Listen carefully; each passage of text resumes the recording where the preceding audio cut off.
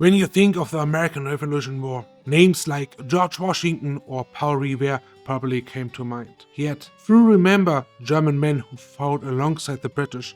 They're called Hessian soldiers. In this video we explore the origins in Germany, the circumstances of their recruitment, the challenges journey across the Atlantic, the first impressions of the colonies, and their role in the war, along with the immense hardship they faced. The men came from rural villages and small towns, from families of farmers and craftsmen.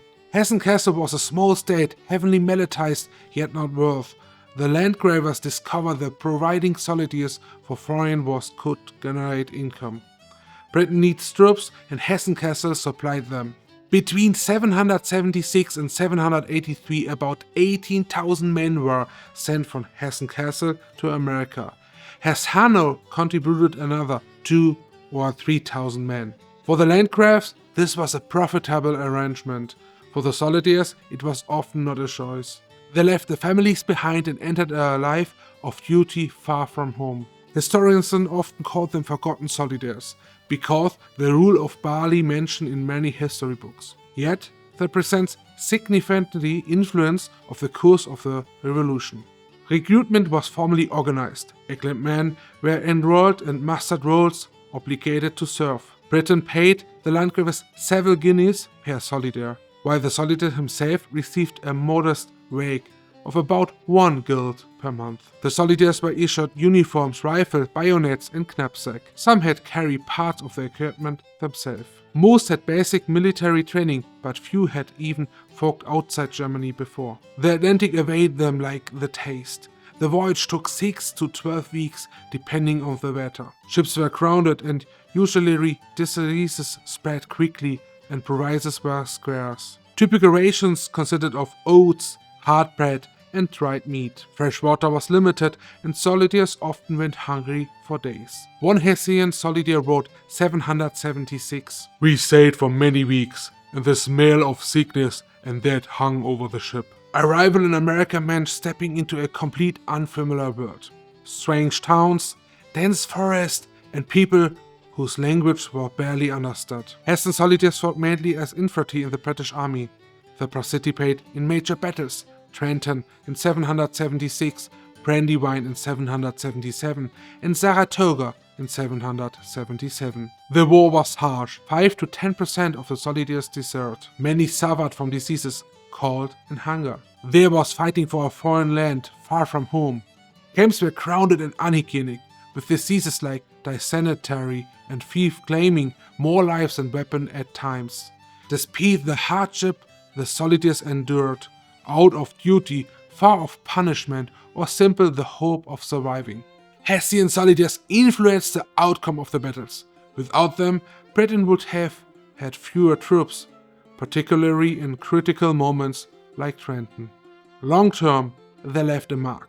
Some who deserted or stayed after the war integrated into American communities, started families, and helped shape a German-American culture in Pennsylvania and New York. Their stories show that war was not only fought on battlefields, but also the daily struggles against hunger, diseases, adaptation for a foreign land, human challenge often overlooked in history books. Yet what happened to those who could no longer endure the war, who saw their own path far away from orders and duty?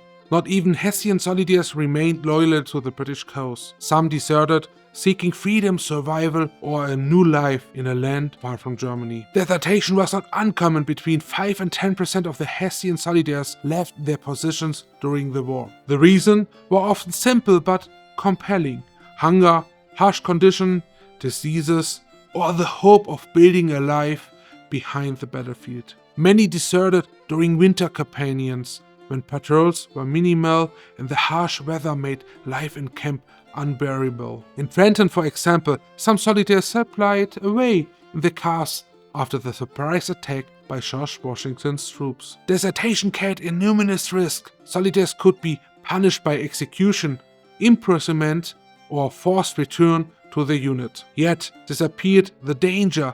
Hundreds chose to take the risk, often disappearing into the forest or blending into local communities. Some found refuge among sympathetic Americans or in German-speaking settlements in Pennsylvania or New York. They adapted quickly, working as farmers, craftsmen or laborers, and some joining local militaries for protection. Letters and records from the period show that deserts were often reporting missing, and some were never seen again by the former units. This man faced incredible uncertainty, but for the many, the gambling offered freedom and the chance to start over in a new land. Historians have traced some of these individuals through land records, marriage documents, and church register in the late 18th century. The Desert Hessians played a substantial, important role to shaping the early German-American communities, especially in Pennsylvania. By integrating to colonial life, they contributed skills, labor, and culture to grow settlements. Life was not easy. Harsh winters, unfamiliar terrain, and the challenge of earning a living taste this farmer solitaires daily. Yet the resilience ensured survival, and the stories offer a window into a human side of the Revolution War. Unlike the comrades who fought and returned home, the deserters' legacy is less celebrated but equally significant. They remind us that war is not only about strategy and battles, but also about personal choices, survival, and courage to change one's destiny. Some families in Pennsylvania and New York today can trace their ancestors back to their deserters. Many of these men never returned to Germany, living out their lives in the New World, shaping communities quietly but profoundly. The story of deserted Hessians is a testimony to human endurance and the desire for freedom even in the most dangerous circumstances. But for those who stayed, safety was an illusion. The true struggle often began behind the lines in the soldiers' daily lives. Life for a Hessian soldier during the American Revolution War was far from glamorous. Behind battles and march, daily survival was a struggle. Their days began before sunrise, with the cold air of the camps pressing against them. Soldiers performed drills, maintained their equipment, and attended to camp duties, all while dealing hunger and diseases. Food was often meager. Typical rations included hard bread, salted meat, and oatmeal. Fresh vegetables or fruits were rare. Water was carried in barrels and often became stagnant or contaminated during long marches. Hygiene was minimal and diseases spread quickly through crowded tents and poorly maintained camps. Despite their hardships, soldiers were expected to stay alert and ready to combat at any moment. Equipment was essential but burdensome. Each soldier carried their own musket or rifle, a bayonet, and a knapsack, and sometimes personal items. The weight of the gear, combined with marching long distances, often left men exhausted even before reaching the battlefield. Uniforms were issued, but quality varied.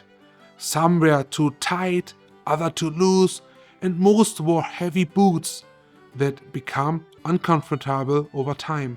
Despite their difficulties, disciplines were strict. Soldiers could be punished for neglecting equipment or failing duties. The days often ended with minimal rest, preparing for another day of drills, marching, or guard duty. Let us home reveal the human side of this life. Soldiers complained of hunger, sickness, and longing for home, yet also shared moments of camaraderie and humor. Food scarcity and poor equipment were constant challenges, but they also shaped the resilience and the adaptability of the soldiers. Understanding daily life gives us insight into what the men endured behind the battlefield, the constant struggle just to survive. Even in the relative calm of a camp, soldiers faced the harsh realities of war, fatigue, illness, and the unpredictability of life in foreign land.